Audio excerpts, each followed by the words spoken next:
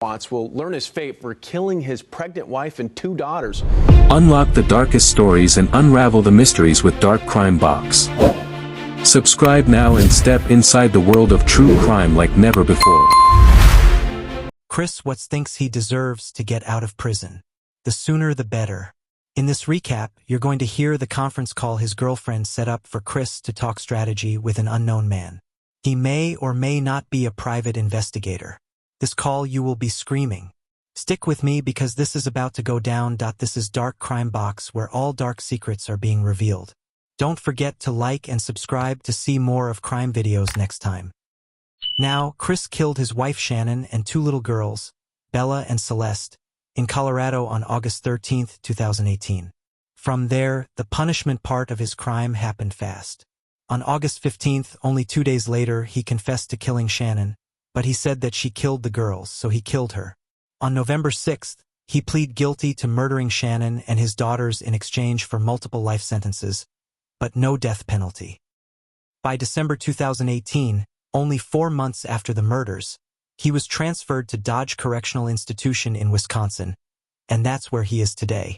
According to his father, he's been under 23-hour lockdown since he got there, but now he's in general population and he's got a job, which it's actually more than a lot of us can say. In February 2019, he gave CBI agents more details about the murders of his daughters and Shannon. He's pretty bitter about that interview and you're going to hear him discuss it. But if you want to dig deeper into that confession and his relationship with his mistress, the woman, the reason he said started it all, check out this episode. The bottom line is his arrest, confession, conviction, and sentencing. It all went down really fast. And now that he's had a couple of years to think about it, he's saying it all happened so fast he wasn't in his right mind. And that's why he thinks he might have a chance at getting out. It's called Rule 35C. It's not an appeal. It's more of a chance to challenge his conviction if he can prove that it was unconstitutional. You're going to hear in this call that he seems to be suggesting that since it all happened so fast, he was played by the system. He even sounds like he's suggesting that his ultimate confession was forced and his polygraph was faked. Take a listen. Unlock the darkest stories and unravel the mysteries with Dark Crime Box. Subscribe now and step inside the world of true crime like never before. Not too bad. Thanks for taking the call. All right, so just talk to me. I don't want to be the one monopolizing the conversation. So tell me what you want to know from me, or just tell me what's on your heart. Well, just going in the law library as much as I have, I see a lot of cases. I've heard a lot of cases around here. I've seen a lot of cases where the DA or the judge have had a lot of misconduct, but the judge has ruled, say, well, it's not egregious enough, or it's not that that wow factor enough to really sway in the defendant's favor.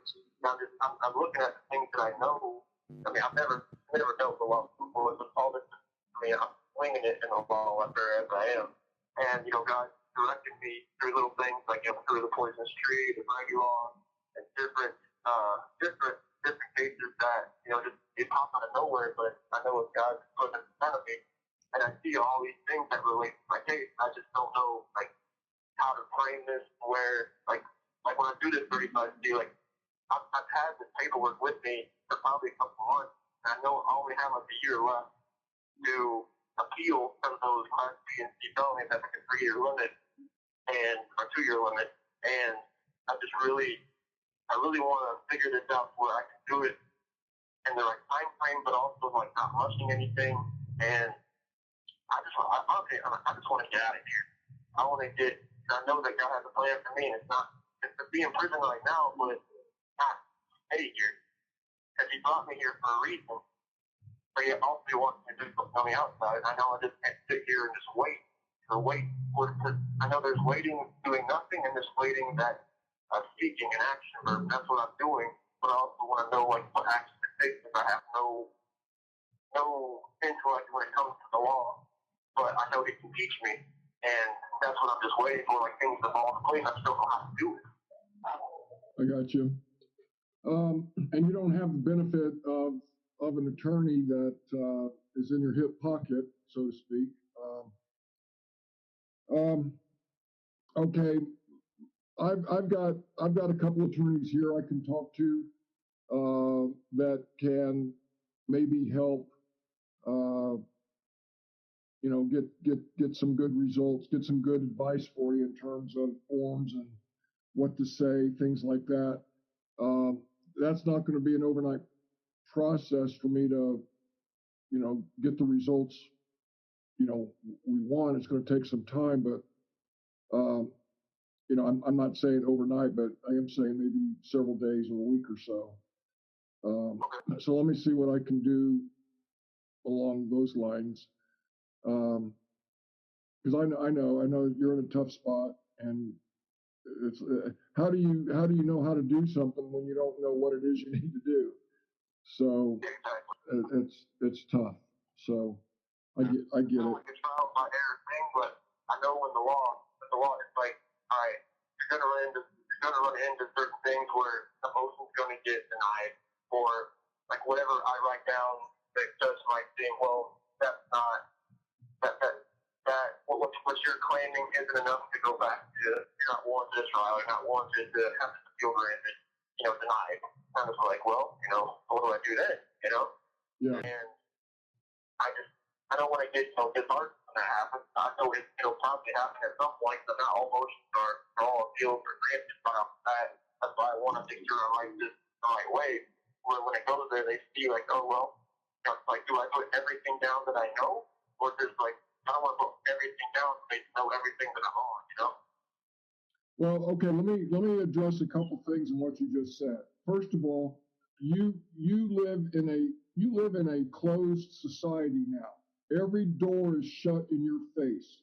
You cannot go from you go to one wall, you can't go further. You got to turn your left, you can't go any further. So, you know what I'm saying? You're in this perpetual this room with no door, so you cannot get through. You got that? You understand that? What I'm trying to say? So your world is controlled. You hear the word no probably more than you hear the word yes in that system. So one thing you need to be very accustomed to is being denied, being turned down, being told no. You with me? Yep. Okay. Now, some people will lose hope very, very quickly because everywhere they turn, every time they talk to someone, they're hearing things they don't want to hear. They're being told no. You can't do this. You can't have that. You can't go here. You can't go there.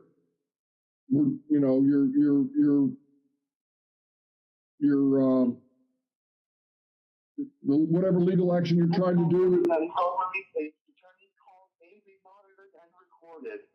Whatever you're trying to do, you're always being told no. What you can't do is allow yourself to lose hope. Don't take no for an answer. And don't give up the first time you're told no. You understand? Yeah. So the key in all this is you got to be strong. You got to be physically strong. You got to be mentally strong. And you've got to understand that, you know what? You're the underdog, but underdogs can win. They can be a dog in the fight. So I want you to get this attitude that no matter what you do, we're not going to take no for an answer. They tell us no, we're going to try again. They tell us no again, we're going to try again. You've just got to keep persevering and don't lose hope, okay? Because I tell you what, you lose hope, you lose your life. All right? So just keep a positive attitude about all that, and don't take any steps back. Just keep moving forward. Even if it's a small step, move forward and not backward. Okay? Okay. Just like in my devotional today, it was mentioned Esther. It was a door of hope, and the Lord was speaking to Esther, and she was saying to the Lord, I've led you to the wilderness, but I will plant in that wilderness vineyard. If you go through the valley of Kor, which is the valley of trouble, I will put a door of hope. But even though you're in a wilderness, you're going to plant vineyards in that wilderness. So you're in the valley of trouble, going to be a door of hope in that trouble. That's great. Well, I'm proud of you. Good job. Keep that up. Keep your nose in that book too. I will. Yeah. I just know that, like, I've never experienced anything like this before. Like, from the tragedy that happened, from the law enforcement to the interrogation, the jail, the prison, all this was new. All this was new. And I know that even though I've never had something like this happen before, I knew the shock and the trauma was there in my mind. I didn't know how to process it. Every question that they asked me, I was just agreeing with them and just going along with what they said, because I was like, well, I guess we got to tell them something. And even when they came here to prison and interrogated me, they were in the street clothes acting like they didn't, they were just talking to me, when in retrospect they were actually interrogating me again. And I know for a fact that, that interrogation cannot use, because they were here in Wisconsin and they're all Colorado based. So all that is like null and void, but still they're going to try to use all this stuff against me. But I know that from that interrogation to the first one, and all that was like a coercive type psychological intimidation of someone that, had never been in that situation before, and they just used that to their advantage. Well, Chris, what you witnessed firsthand is is a game. It's like getting back to the old biblical days where you've got the big Roman soldier in the pen with the little guy, and you're fighting for your life, and you don't know what to expect, but that's a terrible analogy, and I'm sorry, but I'm just saying, you just didn't know what was going on, and it's a game. That's what I tell so many people. This is a game that they're playing. You are the prey. They're the hunter. You're the prey, and they've got you exactly where they want you. And most times they're going to get what they want, because you know what? They keep you for hours. They deprive you of your basic needs. And as every second that you're with them in that chair and they're bearing down on you, your mind is actually deteriorating. Your mind is playing games against you. And that's why we have so many times where people give confessions for things that they just did not do. And it's because, you know what? They want to get out of there. They want to just tell them what they need to know, what they're asking, what they're interested in, so they can get out and go home. Well, you know what? Guess what doesn't happen? They don't go home. And their life is forever changed. So it's... After I told them what they wanted to hear, then they offered me food. Exactly. So strange. But the thing I know, like what you're talking about playing a game, is when the TBI agent and the FBI agent, like when the TBI first, the woman, when she questioned me for hours, and after those hours of interrogation, she puts me on a polygraph. And then I'm exhausted at this point.